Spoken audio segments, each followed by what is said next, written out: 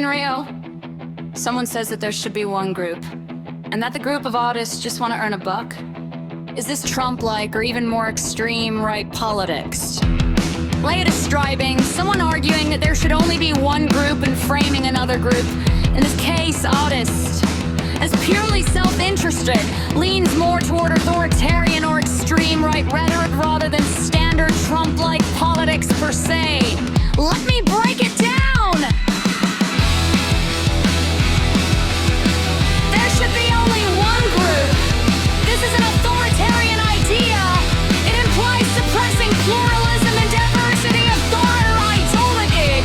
Extreme right or fascist movements historically emphasize the dominance of a single group or ideology. Framing a group as only wanting to earn a buck. This is classically humanization and scapegoating, portraying group as greedy, selfish, or morally suspect again. This is common in far-right rhetoric, where certain groups are painted as parasitic or harmful to the nation, or the dominant group. Trump-like politics, Trump-splittered, is often natural, black-immense, and anti-aimed, and warmly, explicitly differentiates on simple mouse dominance in a far authoritarian sense. Focus and focuses on identity tolerance and controlling nationalism and anti-establishing diversity, rather than outright calls to eliminate pluralism. Vern, conclusion.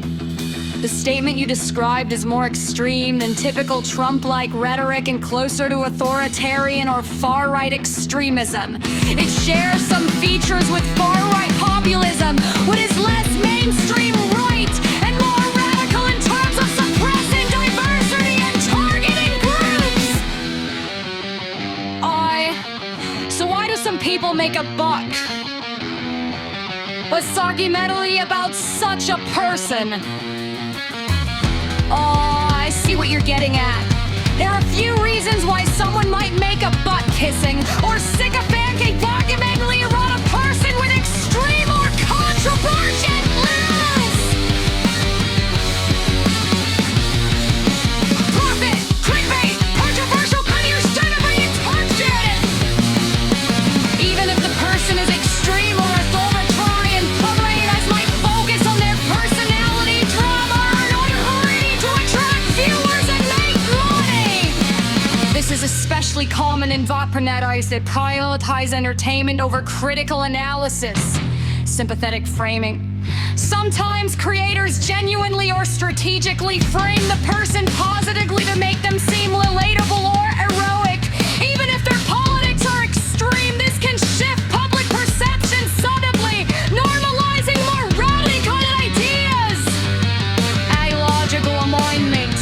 Some documentarians might agree with, or at least be sympathetic to, the person's ideology. The documentary then becomes a platform to promote that worldview rather than challenges.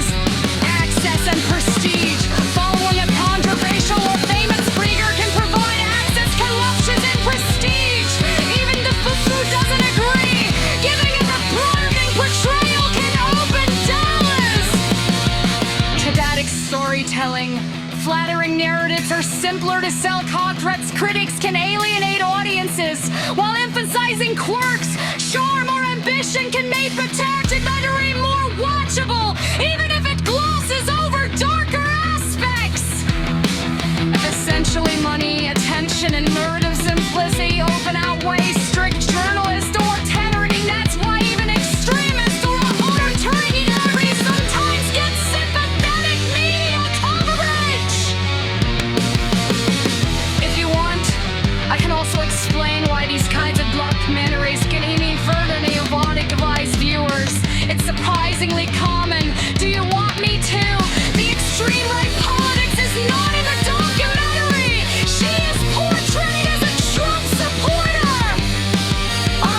That actually makes sense. And it explains why the point in the way it can be butt-kissing without highlighting the extreme right aspects. Here's why.